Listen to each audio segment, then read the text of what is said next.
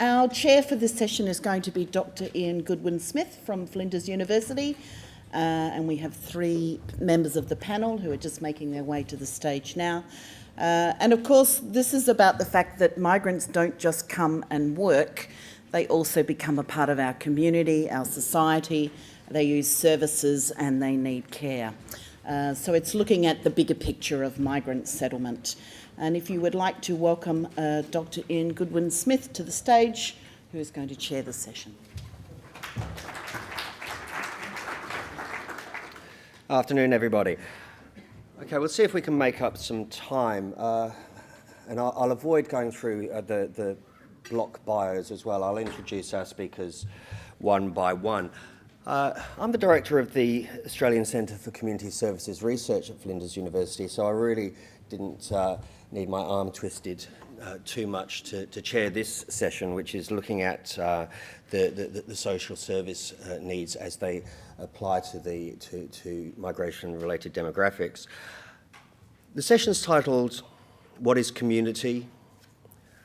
And the focus is on services and care needs for migrants. And I think it's a really fascinating time to be engaging with that question on a number of levels, or with that cluster of questions, if you like. We're in a changing social service environment in terms of funding and in terms of policy. And we're also just focusing on the first part of the question, that question around what is community. We're in an interesting point of our national conversation around Australian identity. And no matter what your opinion is on who we are and what we look like and what we should look like, you'd have to concede that there is a bubbling up of a conversation around a revisiting of the Racial Discrimination Act, for example. Conversations around free speech. They have implications around comments about defining moments in our national history and the role that the First Fleet played in our national history. All of that is very much fermenting away as we have this conversation this afternoon, and I think it provides an interesting context. But to engage with all of this, we have three speakers, the first of whom is Loretta Baldassar. Amongst her posts, Loretta is Discipline Chair of Anthropology and Sociology at the University of Western Australia.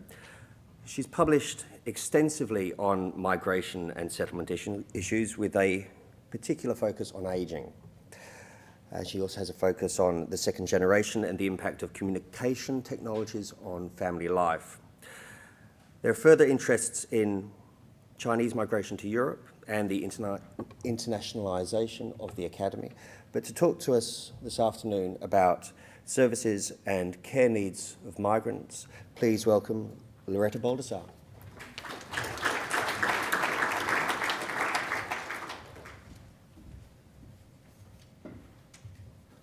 Thank you very much. I'm really delighted to be here and invited to present to you.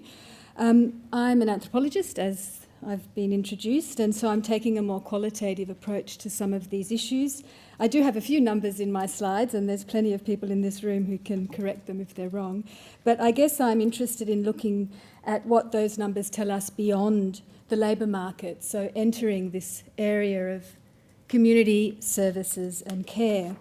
Now, I understood my role as sort of facilitating discussion on these issues and bringing to light recent research, and that's how I've tried to focus my presentation.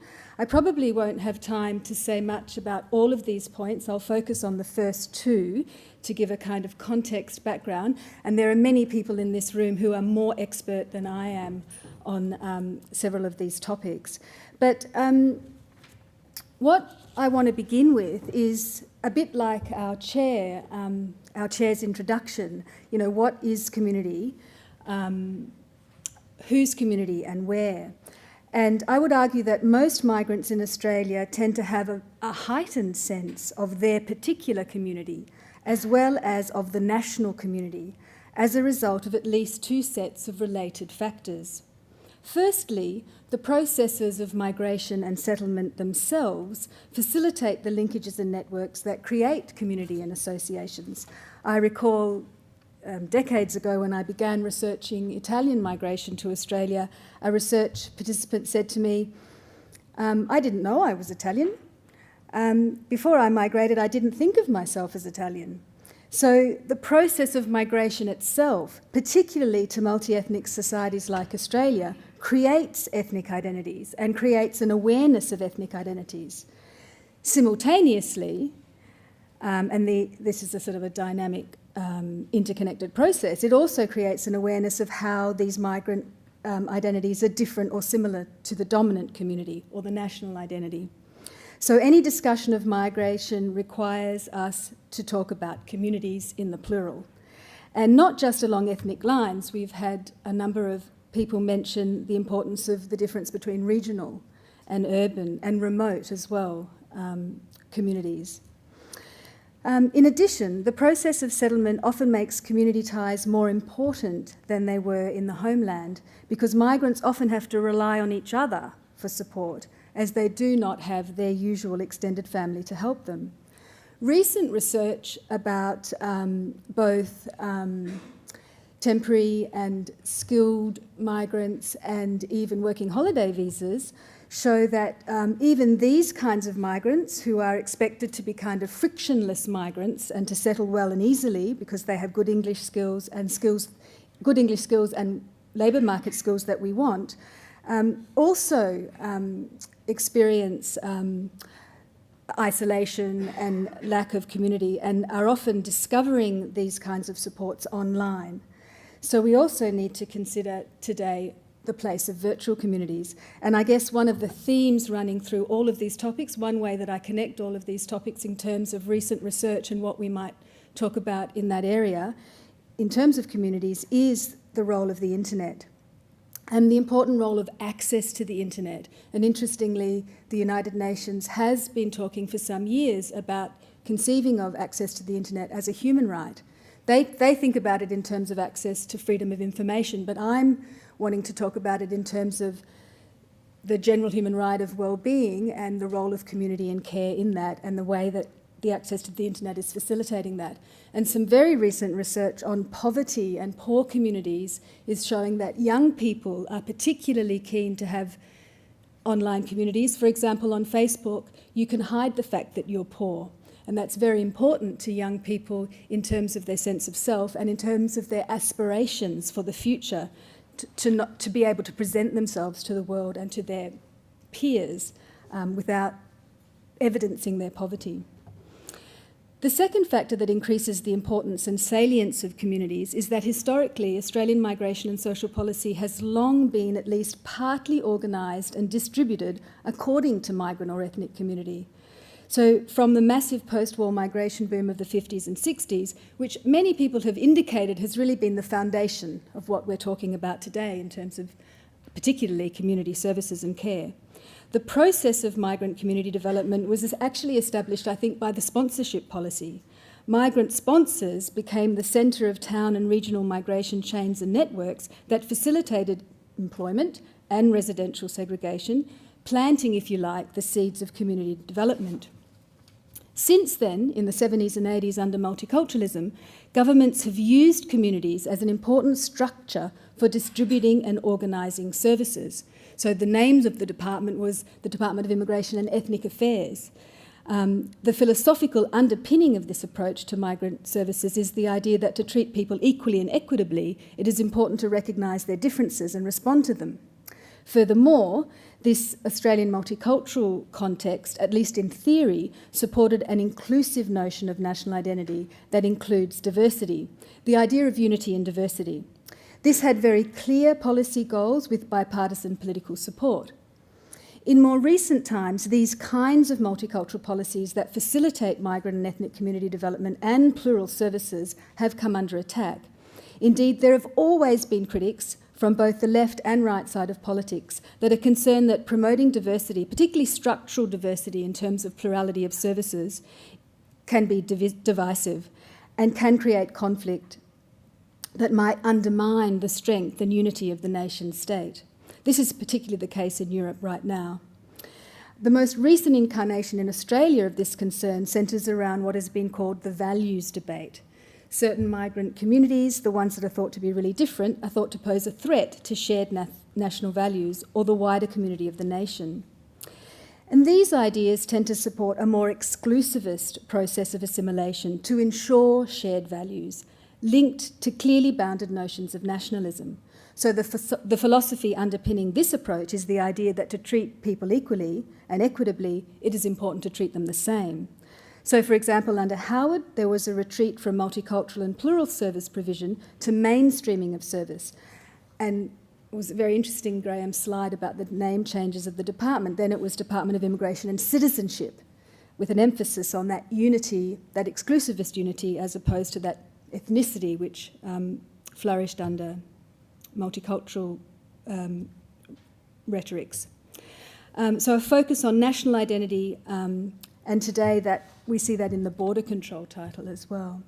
So the question, what is community, is profoundly political, because policies can have an enormous impact on their existence and development. So to foster community, we require strong political leadership, particularly in regional areas. However, to conclude this point, I want to reflect on both the positives and negatives of migrant communities. Firstly, there's very solid, very up-to-the-minute research to show that diversity and strong migrant communities in Australia do not pose a threat to strong national identity. Quite the contrary. Anthony Moran, for example, has argued that we do not need to see the two as in contention. And this is particularly the case when you look at recent research on young people. This shows that young Australians from diverse backgrounds are growing up with ideas about Australian national identity and values grounded in a strong sense of cultural diversity. They're quite proficient at having and living with multiple identities, including online identities. So we really need to shift the debate away from this contention between an exclusivist, united nation and diversity. They really can be seen together. And I think that's one of the things that Australia really does superbly well and is a kind of a beacon for the rest of the world. There's also important work, that said, that perhaps best exemplified by Ghassan Haj, which points out that the dominance of white and Anglo-national imaginaries can easily become exclusivist and can easily marginalise migrant identities and communities. So there's always a threat, and it's a challenge inherent in the unity and diversity claim. So I always try to remind my students that while we do have people from over 200 countries living in Australia, and while almost half of us are migrants or second-generation migrants, the proportion of English and Australian background is still significant, and that was also shown on the slide by Graham earlier. So it's a challenge. Secondly, if we do advocate policy that supports the development of community, we also need to recognise some of the negatives inherent in community as well. On the negative side, communities rarely have full and comprehensive representation, both at the migrant and the national level. So we can talk about communities in these two kinds of levels. Community leaders and spokespersons can be ill-equipped to represent the needs of their various constituents. So just as the national community can be exclusivist, as shown by Haj, so too can migrant communities. For example, there is the well-documented process of migrant communities becoming more vigilant about their identities and cultural practices in immigrant settings, and this can result in stricter controls, particularly on women, in an attempt to project an honourable or model community face. So intergenerational tensions are often greater or more prominent in migrant communities. There are also examples of migrant communities who do promote cultural practices that are not considered acceptable in Australia, for example, female circumcision and child marriages. Here, however, I would argue that without the support of their communities, these practices are much more difficult to change. In addition, not all communities are equal, and there's some very important recent research by Zontini and Reynolds in the UK that shows that those migrant communities who have effective cultural brokers, that is, members who are highly literate in the host culture in terms of knowledge and services, about including language, fare much better. So we need to foster diversity and communities that are open to engaging with strong but inclusivist nation states and vice versa. In addition, we need to conceive of nationalism in terms of global and transnational connections. And I think the research on young people really shows us that that's happening successfully here. This final point about the inequities of communities allows me to segue into my next point, and that is that communities and community service often rely on unpaid volunteers who are mostly women. So who is doing the caring in community, for whom and how? And this is often completely lost in the labour market statistics, which are looking at labour market and the impact of paid employment. And I think it's important to look behind those numbers at what's happening in the unpaid volunteerism and care work that's so essential to the GDP. All forms of economic policy, but perhaps especially neoliberal policy and the retreat of the welfare state, tends to take for granted the provision of care in families, and it is mostly women who have to shoulder this responsibility. So God forbid if you were struck down with a debilitating illness and someone had to care for you, who would be that person? And suddenly it becomes very clear that it's unpaid women largely who take up that role. This care duty impacts then on women's ability to be active in the paid workforce, which in turn impacts on their economic dependence. So I was very interested, Peter, in that figure about the return to work of women when the sole parent income reduced. What's the story behind that? Are we then seeing women really struggling even more with their care work?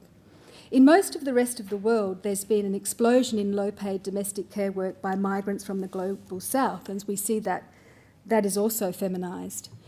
So the Philippines' major export is apparently it's women. These are known as care chains, where the care flows from the global south to the north and remittances flow the other way. These kinds of chains are not common in Australia at all because of our migration history and our policy around migration. So with our emphasis on permanent rather than temporary migration, we haven't facilitated large-scale temporary immigration of low-paid domestic care workers to provide childcare and elder care. Simultaneously, our protection of wages and regulation make it impossible, really, for even middle-class people to afford live-in domestic servants or full-time nannies. So instead, Australia relies heavily on childcare centres and aged care facilities, but mostly on informal care arrangements provided within the family, usually by women and by grandparents. But I must say there's also some recent research to suggest that exchange students and international students are also being co-opted into the domestic care area. It's undocumented and uncharted, and mimicking a bit the care chain. Families of all social classes in Australia rely overwhelmingly on mothers and grandparents to provide for care needs. In Australia, women continue to undertake the large majority of unpaid caring. So some labour force participation rates show that women are much less engaged in full-time work than men and much more engaged in part-time work. And this has been directly linked to the role of unpaid caring work as a contributing factor.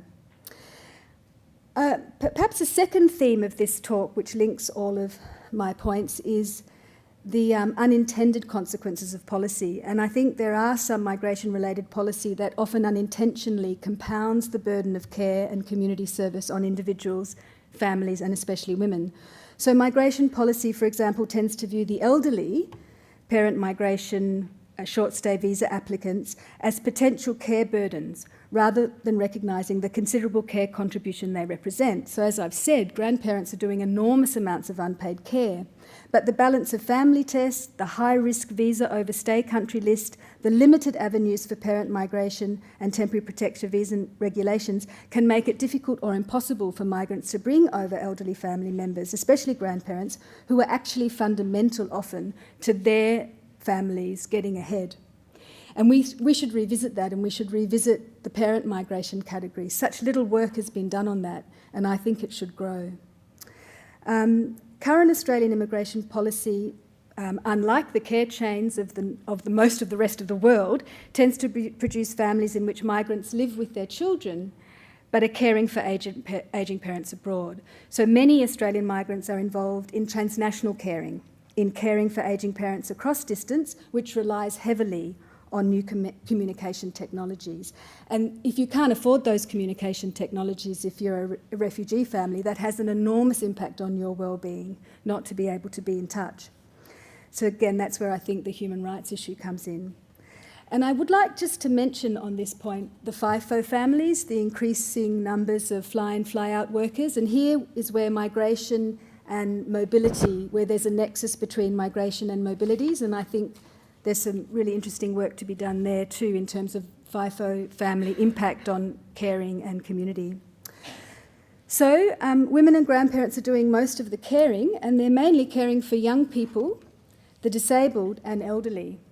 And the elderly are a huge issue in all developed countries, including Australia. We've had some comments about this already. The projections of the proportion of our population over 65 is significant and increasing at a significant rate. And the post-war migrants are well over 50%, well over them are above 65. Here the issues are English language ability and culturally appropriate care, and there are many of you in this room who are more expert than I. But I did want to draw attention to the impact of this on caring and this increasing, largely invisible issue about the sandwich generation. These are women who are caring for both elderly parents and dependent children. And a fascinating statistic about the increase in multi-generational households, which is like the one represented in this slide, that have increased by 27% since 1981. And what are the unintended consequences of policy that's, resulting in this? And again, I return to Zontini and Reynolds' point about having family or community members who can advocate on behalf of the elderly for improved services. That makes a difference. In those families and communities that don't have that kind of advocacy, there's a greater burden on the women and unpaid carers to look after them because they're not accessing services. I'm going to rush through my last few points because I'm pretty sure I'm out of time. New and emerging communities and refugees. Now, I've chosen the website page of the Population Party on purpose because they have on their website, the first thing they say is that refugees are not a problem. The numbers are so small, and we've heard that mentioned a couple of times. So I just wanted to reiterate that point. What we can say in terms of community service and care is that emerging communities and refugees are often characterised by multiple forms of disadvantage. And any policy that exacerbates that disadvantage is really, we should really try to shore up, especially if it's an unintended policy. For example, the difficulty for people in these new and emerging communities to have relatives visit because they're on high-risk overstay country lists, when we know that it's UK visitors who are the biggest overstayers, but we're not so concerned about them. So these kinds of unintended consequences need to be looked at. What else do I want to say? Advocacy and multiple disadvantage. There's some lovely recent work about mental health and mental health discourse as social protest. So if you're living in poor accommodation with no job prospects and poor schooling and high crime rates, and you have a mental health issue, when you analyse that kind of discussion, it's social protest as much as it is mental health issues.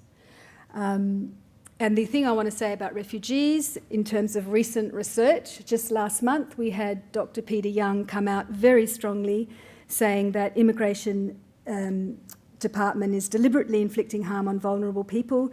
The Immigration Department has done research to show the clear evidence of the deleterious impacts of detention and are sort of ignoring their own research results, and that both financially and in terms of trauma to detainees, it's not making sense. Now, regardless of your reasons for detention, if your reasons for detention are because these are economic migrants, not legitimate refugees, it still doesn't condone detention as a way of dealing with it. And similarly, as a deterrent to stop the boats, this kind of treatment of people is unacceptable. And again, unintended consequences. Unintended consequences of policy and very, very clear evidence-based results. One point about frictionless migration. We've heard a lot about the temporary skilled migrants, the 457. What we don't hear a lot about is the unintended consequences of those policies, because it's assumed that these migrants are frictionless, that they're going to settle really easily.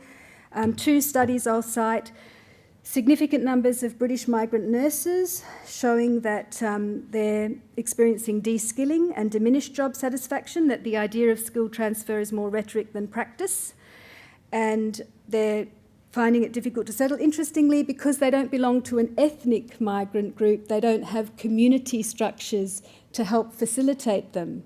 This is an unintended consequence as well, because we don't tend to see the British as a migrant group.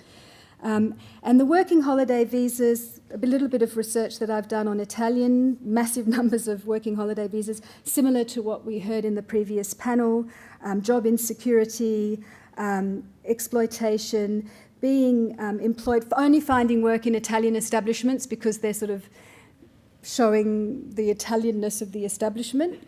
But having incredible tensions as well, because there's such different types of Italians to the established community. So fascinating work there, but I don't have time to go into it.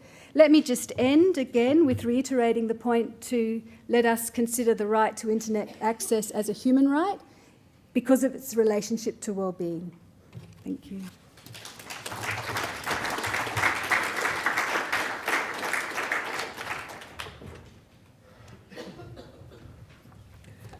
Thank you, Loretta, for drawing a number of complex threads together. I'm going to keep things very brief. I'm confident that if we work together, we can still get to lunch by 1 o'clock. This is achievable. So, without further ado, allow me to introduce Helena Kyriazopoulos. Helena has over 30 years' experience in the multicultural sector, having worked at community government and local government levels. Helena currently works for Alzheimer's Australia as the Access and Equity Unit Coordinator and on the Secretariat of the National Cross-Cultural Dementia Network. Helena was recently elected as the President of the Multicultural Communities Council of SA, the peak body representing the voice and aspirations of South Australians from culturally and linguistically diverse backgrounds. Thank you, Helena.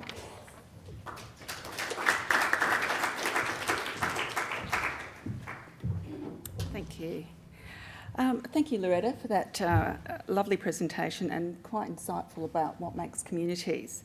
I'd like to pick up on one point that you made about 50% of post-war immigrants coming from an age of 65 years and over, and because I come from an aged background, that's a little bit more comfortable for me to focus on. The figure that you quoted, of course, varies depending on what group you're talking about. For instance, and I'll quote a few more statistics here just to add to today's collection.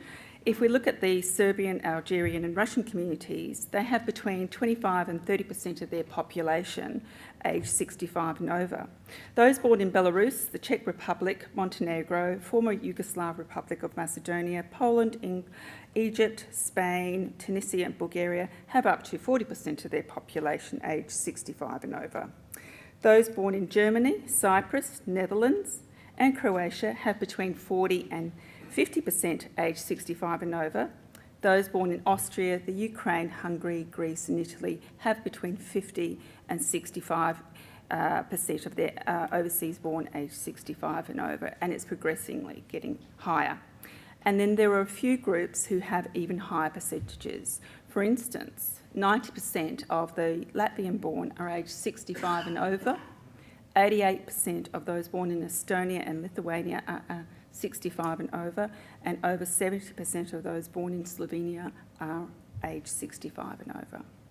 This ageing profile has some major implications for us as a community and for service providers. It means that for many communities, access to aged care services is critical right now. This is particularly important when we look at the distribution of aged care packages, and for those of you who are in that sector would understand what they are, and has low percentages of home care packages allocated to ethnic-specific service providers.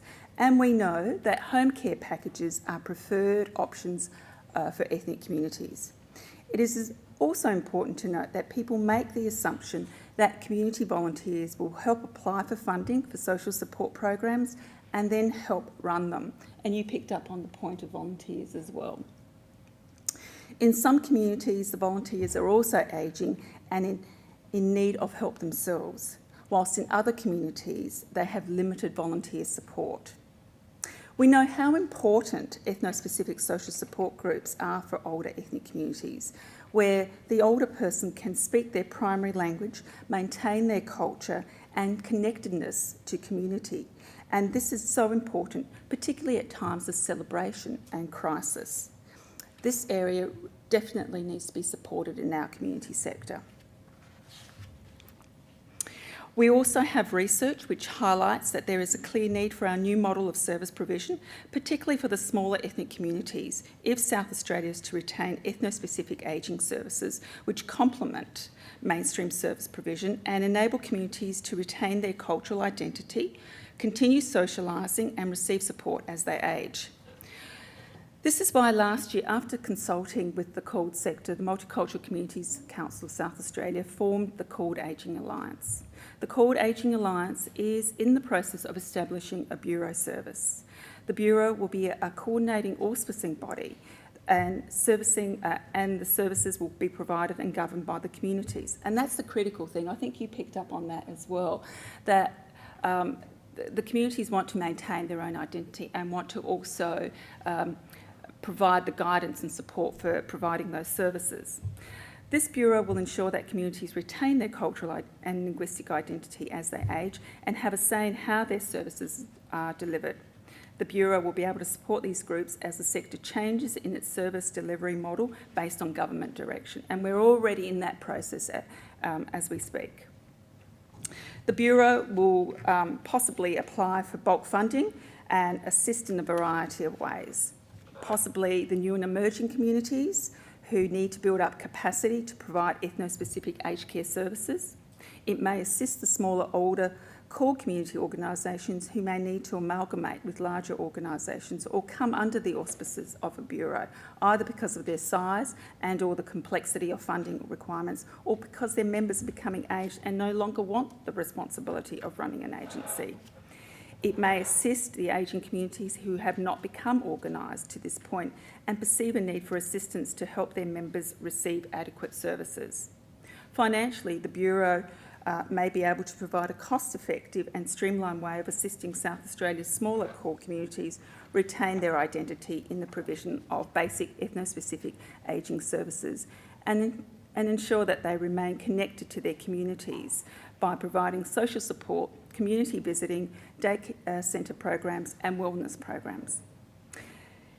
The Bureau will promote and implement better business practices and reduce the red tape, which often discourages groups to continue with their programs. So Loretta actually identified that in the earlier stages of migration, a lot of these community groups established community identities and organisations.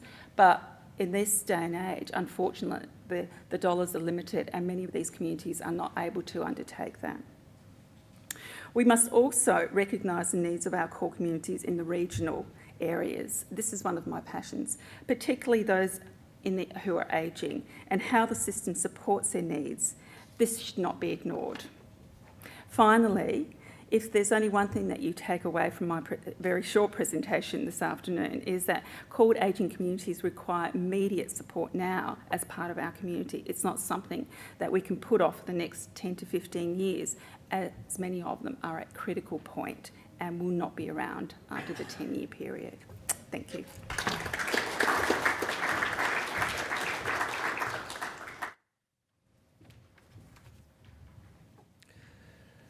Thank you very much, Helena. To round off our discussion about service and care needs for migrants, I'd like to introduce Mary Patetsos. Mary is chair of the South Australian Local Government Grants Commission. Her focus is on addressing fundamental infrastructure needs for local government across the state. Mary is chair of the board of the South Australian Housing Trust and the South Australian Affordable Housing Trust Board. Thank you very much.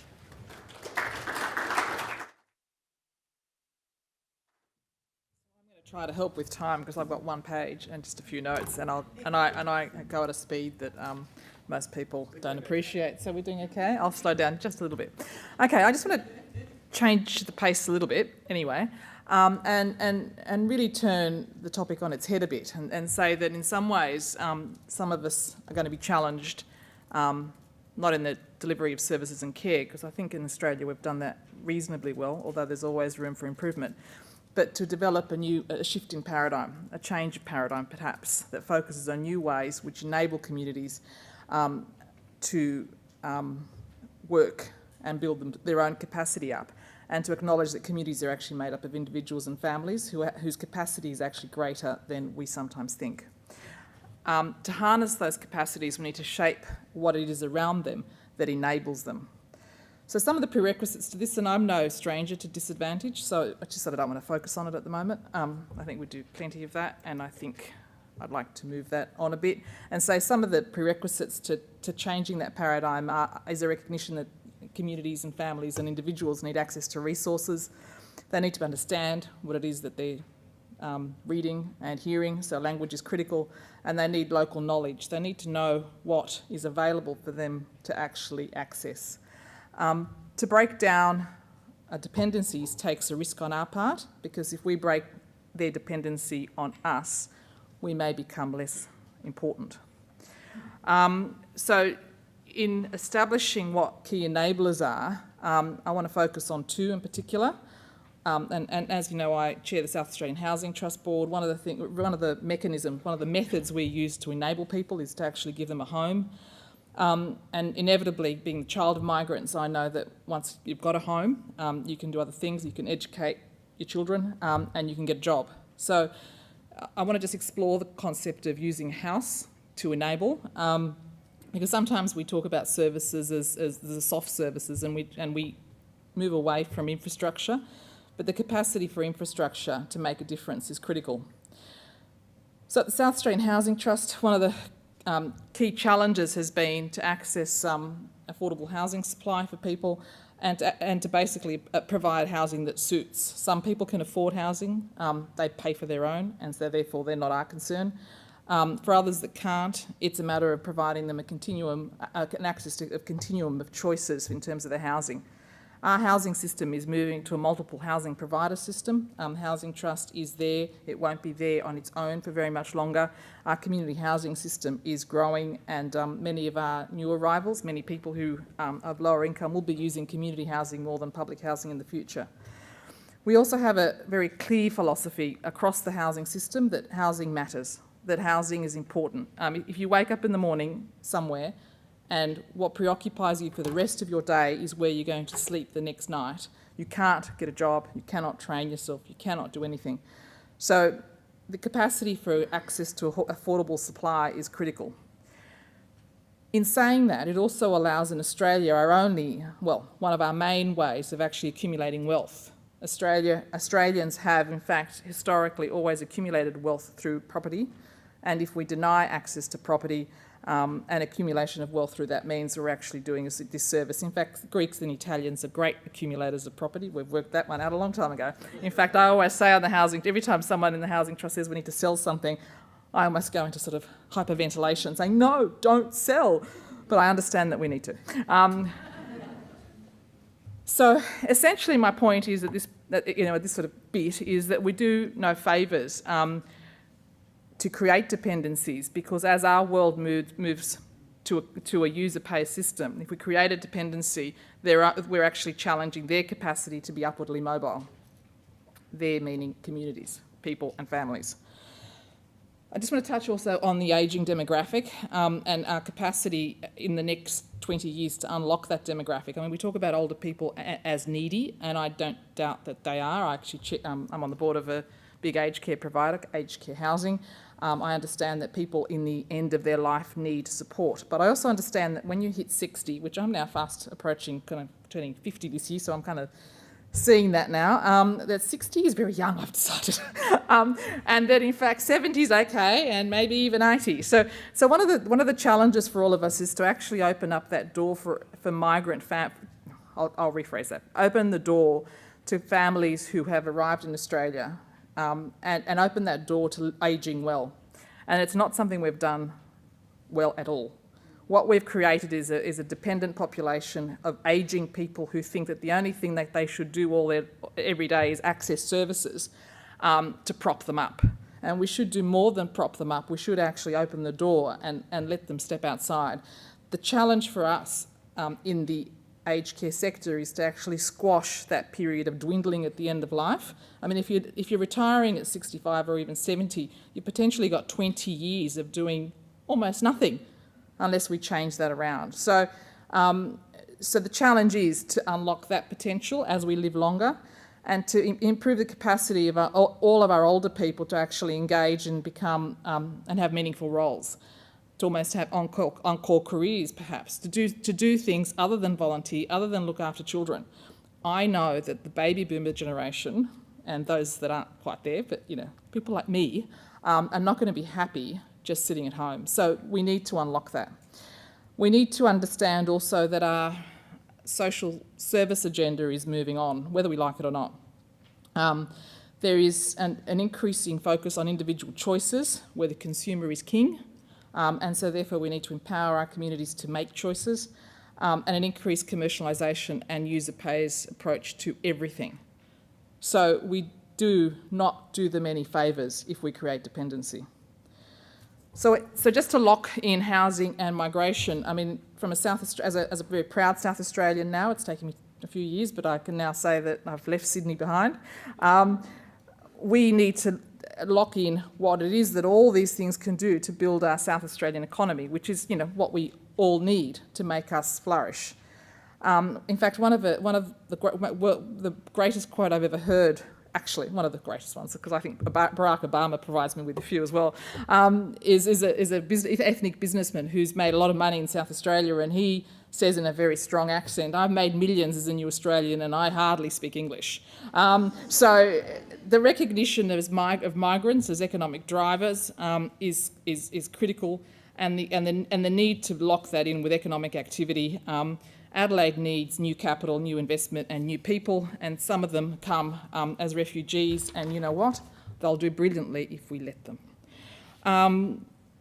So the challenges, I just want to throw challenges out to government and the not-for-profit sector to become enablers, to facilitate partnerships that unlock things rather than lock them, to facilitate choice and control, to be prepared to hand over the steering wheel to consumers, to families and individuals, and to aim to aspire to shape everything that we do to suit real needs as they define them, they being communities, and not as we seek to interpret them to suit ourselves. Thank you.